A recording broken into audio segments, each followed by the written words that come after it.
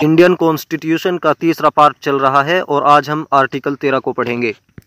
दफ़ा 13 के अंदर बुनियादी हुकूक से टकराने वाले या बुनियादी हुकूक को कम करने वाले कवानीन से मुताल्लिक गुफ्तगू की गई है। दफ़ा 13 के अंदर 4 जुज़ हैं। पहले जुज़ में ये कहा गया है कि वो तमाम कवानीन जो 26 जनवरी 1950 से पहले यानी इस आइन के नाफिज होने से पहले भारत के इलाके में नाफिज थे, वो तमाम कवानीन अब भी यानी इस आइन के नाफिज होने के बाद भी बरकरार रहेंगे, लेकिन भारत के आइन के हिस्सा 3 में ज़िक्र किए हुए बुनियादी हुकूक से उनका मुआवजा किया जाएगा।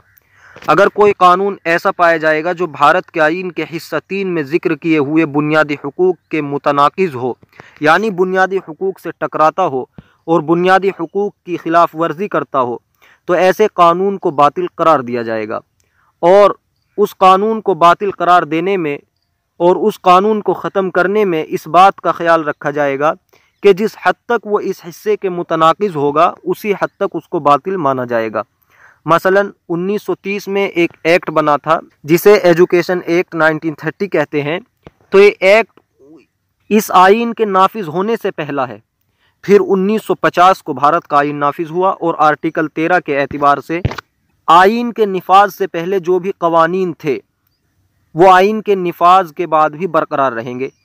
बशर्ते कि वो आइन के हिस्सा 3 के मुतनाकिज़ न हो, वरना उस कानून का जितना जुज़ भी आइन के हिस्सा 3 से टकराएगा वो बातिल माना जाएगा।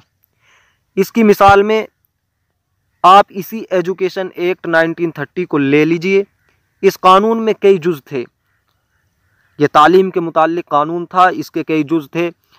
किसी जुज़ में कहा गया था कि बच्चों की उम्र क्या होनी चाहिए। इसी तरह इस एजुकेशन एक्ट का एक जुज़ ये भी था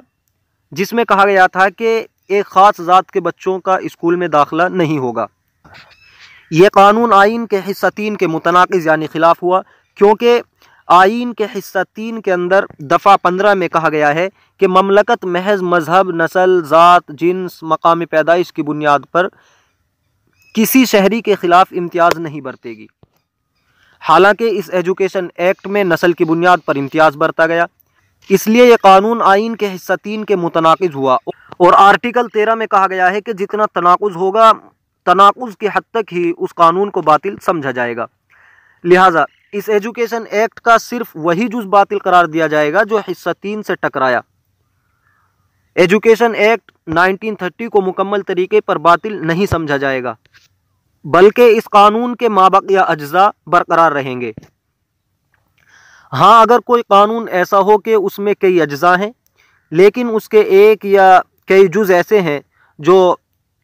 उस कानून की रूह हैं कि कानून का मकसद उन्हीं अज्जा पर अमल करके पूरा होता हो, फिर यही अहम अज्जा आइन के हिस्सा 3 से टकरा गए यानी उसके मुतनाकिज़ हो गए, तो अब इस पूरे कानून को बातिल करार दिया जाएगा, क्योंकि जो अज्जा मुतनाकिज़ हुए हैं वही उस कानून की जान थे और उन्हीं से उसका मकसद पूरा होता था। अब अगर सिर्फ उन्हीं अज्जा को बातिल करार दिया जाए और बाकी को छोड़ दिया जाए तो उस कानून का मकसद ही बाकी नहीं रहेगा, तो फिर बेमकसद कानून रखने से क्या फ़ायदा। इसलिए पूरा कानून ही बातिल हो जाएगा। और यहाँ कानून के बातिल होने और उसके ख़त्म होने का ये मतलब नहीं है कि उसको किताब से भी निकाल दिया जाएगा, बल्कि मतलब ये है कि अब ये कानून नीचे चला गया, इसके ऊपर भारत के आइन का हिस्सा 3 आ गया। और इसका फ़ायदा ये होगा कि अगर कभी भारत के आइन के हिस्सा 3 में तरमीम हुई और तरमीम ऐसी हुई कि तरमीम से पहले कोई कानून इस हिस्से से टकराता था जिसको बातिल कर दिया गया था, लेकिन अब तरमीम के बाद वो इस हिस्से से नहीं टकराता, तो वो पहला कानून जो बातिल हो गया था इस आइन के हिस्सा 3 से टकराने की वजह से और इसके मुतनाकिज़ होने की वजह से, और वो नीचे चला गया था, अब वो वापस आ जाएगा, क्योंकि अब तरमीम हो गई है और तरमीम ऐसी हुई है कि वो तनाकुज़ बाकी नहीं रहा। तो दफ़ा 13 के पहले जुज़ से समझ में आया कि आइन के नाफिज होने से पहले जो कवानीन नाफिज थे वो आइन के नाफिज होने के बाद भी बाकी रहेंगे, लेकिन जो कानून आइन के हिस्सा 3 से जितना टकराएगा उतना ही उसको बातिल माना जाएगा। अब दफ़ा 13 के दूसरे जुज़ को देखते हैं। इसमें यह कहा गया है कि ममलकत कोई ऐसा कानून न बनाएगी जो कानून उन हुकूक को छीन ले जो हुकूक आइन के हिस्सा 3 में अता किए गए हैं, और ना ही ऐसा कानून बनाएगी जो उन हुकूक में कमी कर दे। अगर ममलकत ने कोई ऐसा कानून बनाया جو اس حصہ 3 یعنی بنیادی حقوق کی خلاف ورزی کرتا ہو تو اس قانون کا جتنا حصہ ان بنیادی حقوق کے مخالف ہوگا، متناقض ہوگا، اتنے ہی حصے کو باطل قرار دیا جائے گا۔ معلوم ہوا کہ آئین کے نافذ ہونے سے پہلے جو قانون تھے وہ اور آئین کے نافذ ہونے کے بعد جو قانون بنیں گے وہ اگر آئین کے حصہ 3 کی خلاف ورزی کریں گے تو جس حد تک وہ حصہ 3 کی خلاف ورزی کریں گے اسی حد تک ان کو باطل قرار دیا جائے گا۔ تیسرا جز، اس جز میں یہ بتایا گیا ہے کہ قانون سے کیا مراد ہے، لفظ قانون سے کیا مراد ہے۔ آرٹیکل 13 میں جو بار بار لفظ قانون کو استعمال کیا جا رہا ہے، مثلا کہا جا رہا ہے کہ وہ سب قوانین جو اس آئین کی تاریخ نفاذ سے عین قبل بھارت کے علاقے میں نافذ ہوں، اسی طرح کہا گیا کہ مملکت کوئی ایسا قانون نہ بنائے گی، تو اس لفظ قانون سے کیا مراد ہے یہی بتایا گیا ہے آرٹیکل 13 کے تیسرے جز میں۔ اس میں کہا گیا ہے کہ قانون سے مراد ہر آرڈیننس، اسی طرح ہر حکم، ذیلی قانون، قاعدہ، دستور العمل، اطلاع نامہ، اسی طرح رواج یا رسم جس کا بھارت کے علاقے میں قانون کا اثر ہو۔ لفظ قانون میں یہ تمام چیزیں شامل ہیں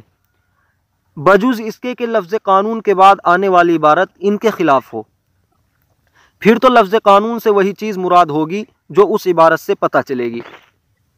اس جز میں یہ بھی بتایا گیا ہے کہ آئین کے نفاذ سے پہلے کہ جن قوانین کو آئین کے نافذ ہونے کے بعد برقرار رکھا جائے گا ان سے وہ قوانین مراد ہیں جو اس آئین کے نفاذ سے عین قبل نافذ ہوں،